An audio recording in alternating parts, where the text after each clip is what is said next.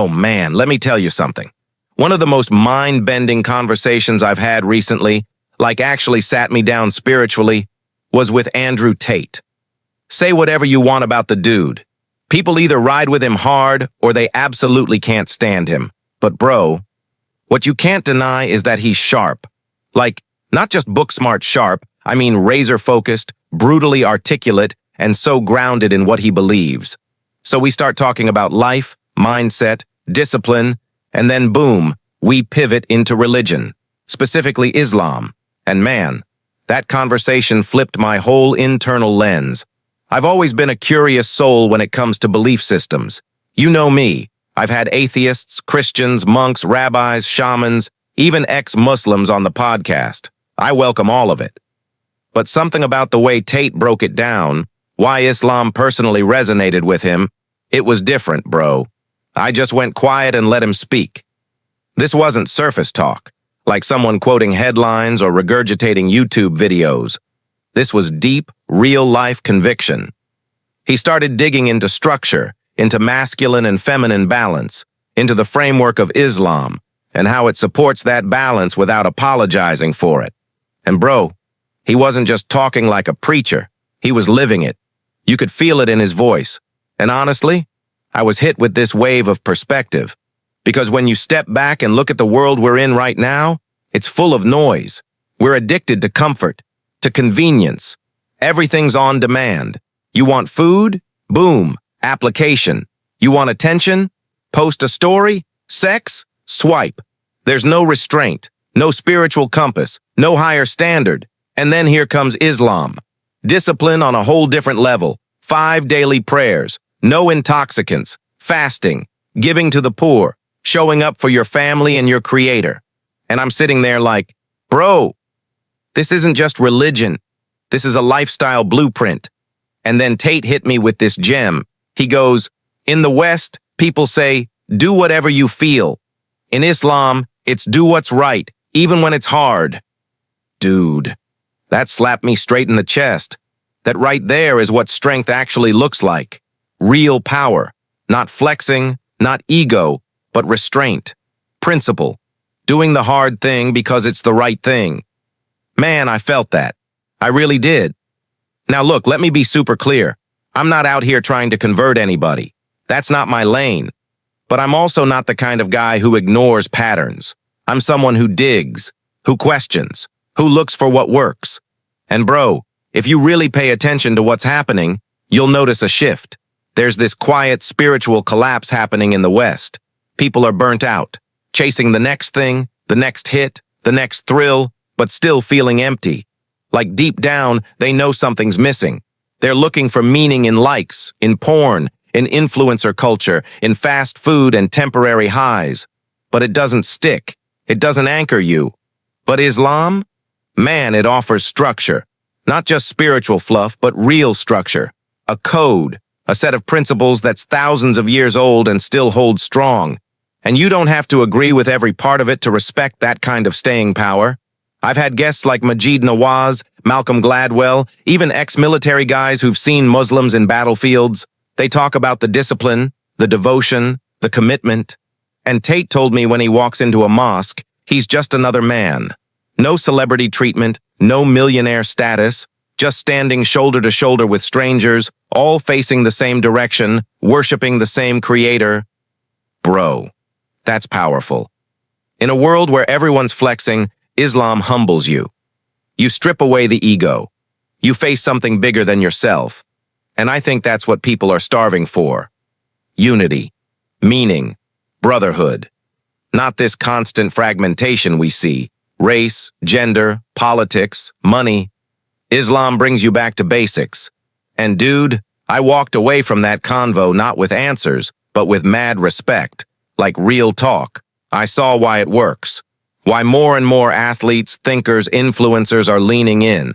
Not because it's trendy, but because it speaks to something ancient. Something we lost touch with. It's not rebellion, it's reconnection. So after that, bro, I started digging deeper. Not just into Islam, but into the whole idea of belief itself. Like, what is it that makes someone commit to waking up before sunrise to pray? To fast for 30 days, no food or water during daylight, to submit to something higher every single day, not just in moments of crisis. That takes insane spiritual muscle, dude. We talk about freedom like it's the ultimate value in the West, but unchecked freedom turns into chaos real quick. We've got all the knowledge in the world at our fingertips, but somehow people are more anxious, more depressed, more lost than ever. You scroll for hours and still feel numb. You make bank, but still can't sleep at night. You get likes, but still feel lonely. But when I talk to Muslims, even ones going through absolute struggle, they have this grounded calm, this deep-rooted direction, like they know who they are, why they're here, and what they're working toward. That's rare. That's real.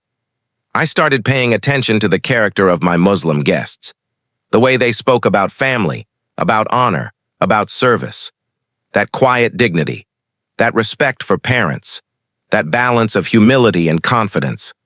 Bro, it's something we're losing in modern culture, and it's not an East versus West thing. It's values versus ego, meaning versus distraction. Islam isn't perfect. Muslims aren't saints. But when the faith is practiced the way it's meant to be, it builds people of character. And honestly, bro, I saw a reflection of martial arts in it. Discipline, routine, respect, mastery. I even started reading the Quran, the Hadiths, not with an agenda, just curiosity. And yeah, some parts challenged me, some were tough. But bro, when you strip away media bias and actually read the text, there's some straight-up timeless wisdom in there, like real tools for living. Tate said something else that stuck with me. Islam doesn't bend to culture. It bends culture back to discipline. Dude, that line is tattoo-worthy. We live in a time where everything has to be cool, relevant, trendy. Islam doesn't care about that. It doesn't change to be liked. It just is, solid, unmoved. That's what makes it so powerful. And man, as I kept reflecting, here's the part that really rocked me. Islam isn't the enemy of freedom. It's the enemy of ego, the enemy of chaos, the enemy of that inner emptiness we keep pretending doesn't exist. And maybe that's what's got people so freaked out about it. Because when you've been raised to worship your desires, your brand, your truth, your everything, and here comes a system that says, nah, bro, bow down to something bigger than you, your ego panics. But the strongest people I've ever met, the ones who walk with clarity, purpose, peace, they've all submitted to something higher. Not because it's easy, because it works. And Islam, it works. That's why it's spreading, not through force, but through the fact that it gives structure in a chaotic world. You talk to reverts, ex-addicts, ex-gang members, war vets, and they'll tell you straight up, Islam saved their lives. Not therapy, not meds, not success, faith. And I know some people hearing this will get defensive. Joe, you promoting Islam now? Nah, bro. I'm promoting curiosity. I'm saying stop mocking what you don't understand. Stop judging what you've never studied. Go have a conversation. Sit with someone who lives it. Ask questions. Listen. That's what I did, and I saw something I didn't expect. I saw peace. I saw order. I saw truth. And here's what really blew my mind. Islam isn't some Arab-only thing. You see Muslims in Nigeria, Indonesia, Bosnia, the UK, LA, all connected by this same belief. One God, one submission, one discipline. That's wild, dude. That's global unity like nothing else. And the more I talk to these folks, the more I see that this isn't about control. It's about freedom from the worst parts of yourself. That part of you that scrolls endlessly. That part that seeks approval, that falls for every temptation. Islam says, nah, you were built for more. And honestly, man, maybe we all need to hear that. Not just to follow Islam, but to wake up, to reflect, to stop running. Because maybe, just maybe, the very thing we've been told to fear is the one thing that can bring us back to who we really are. And dude, the crazy part is, even after that conversation ended, I couldn't shake it. Days went by, but I kept circling back to it in my head. Not because of Andrew, Not because of hype, but because something in my gut knew. This stuff matters. I kept rewatching clips, rereading quotes, looking back at verses, reflecting on the way Muslims around me carry themselves. I didn't grow up around Islam, bro, but I started noticing it more. In people, in moments. Like, real faith lived, not just spoken. And I kept asking myself, why does this keep pulling me back? You know? I've heard a lot of philosophies in my life. I've had conversations with spiritual teachers, academics, monks, and skeptics. But there's something about Islam that lingers. It's not loud. It's not begging for attention. It just is. And that quiet confidence, that kind of certainty, man, it's rare. Like, bro, I've seen people who've been through hell, actual hell. And the ones who came out calm, peaceful, focused. A surprising number of them were Muslim. And I'm not saying Islam erased their pain, but it gave them tools to process it, to grow through it. That's the part that really stuck with me. Because in the West, man, we hand people pills, we hand them distractions, we tell them to escape their pain. But Islam, it teaches you to face it. With prayer, with patience, with discipline. That's a whole different mindset. You wake up before dawn, even when your life's falling apart, and you hit that prayer mat, not because everything's okay, but because you're trying to be okay. That kind of spiritual discipline, dude, it builds something inside you that modern society just doesn't. And let's be real here, man. I've been in gyms with beasts, fighters, champions, guys who could end you in one punch, but the ones I respect the most, they're not the loudest. They're not chasing clout. They're the ones who train with purpose. They show up early, they eat clean, they don't talk, they live it. And you know what? That's the same energy I see in Islam. It's not flashy, it's not performative, it's intentional. That quiet, consistent repetition of prayer, of fasting, of service, of reflection, it molds you. Whether you're religious or not, you have to respect that. Because, bro, that kind of repetition, that's where greatness lives. And that's what the modern world doesn't understand. We want results, not routine. But Islam is all about the routine, the rhythm, the submission to something bigger than yourself, daily, not just when it's convenient. And that submission, man, that word still messes with people. They hear submission and think weakness. Nah, bro. Submission done right is power. It's knowing you could go off the rails but choosing not to. It's knowing you have desires and still saying no. That's not weakness, that's mastery. And honestly, dude, in a world that tells you to follow every feeling, every impulse, submitting to discipline, to order, to God, that's rebellion in the best way. That's strength. But here's the part that really made me pause, man.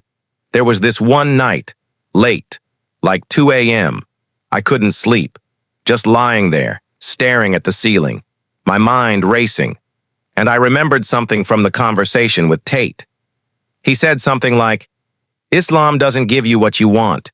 It gives you what you need. And bro, that hit different. Because I looked at my life, at everything I'd chased, attention, success, freedom, and I asked myself, did any of that really give me peace? Like, real inner peace? And the answer, dude, was no. Not fully, not deeply. But the idea of submitting to something higher, of having a structure that calls you to rise above your lower self every day, that felt like home. Like maybe the answer isn't more, maybe it's less. Less ego, less chasing, more grounding. And I'm not saying I've got it all figured out. I'm still learning, still reading, still asking questions. But I've stopped mocking. I've stopped brushing it off. And most importantly, I've started listening. Bro, that one shift, that changed everything.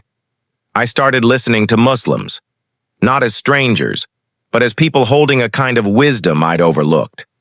People who weren't lost, weren't hollow, weren't just existing, but living with intention, with clarity, with peace. And man, that peace, it's contagious. So if you're hearing this right now, and you're someone who feels like you're drifting, like nothing makes sense anymore, man, I see you. I've been there. This world will eat you alive if you let it. It'll keep you chasing highs that never satisfy. But maybe, just maybe, there's a different way. A way that demands more from you, that calls you to slow down, to reflect, to pray, to connect with something deeper than your own ego. I'm not saying that path is easy. I'm saying it might be necessary. Because, dude, when everything is loud, when your phone's buzzing, your mind's racing, your soul is screaming for something real, you owe it to yourself to stop and listen. Listen to what stillness feels like, what surrender sounds like, what truth might look like when it's not dressed up in trends. And maybe, just maybe, the answer isn't out there in the chaos. Maybe it's been quietly waiting in the thing you were told to ignore your whole life. And man, if that's not worth exploring, I don't know what is.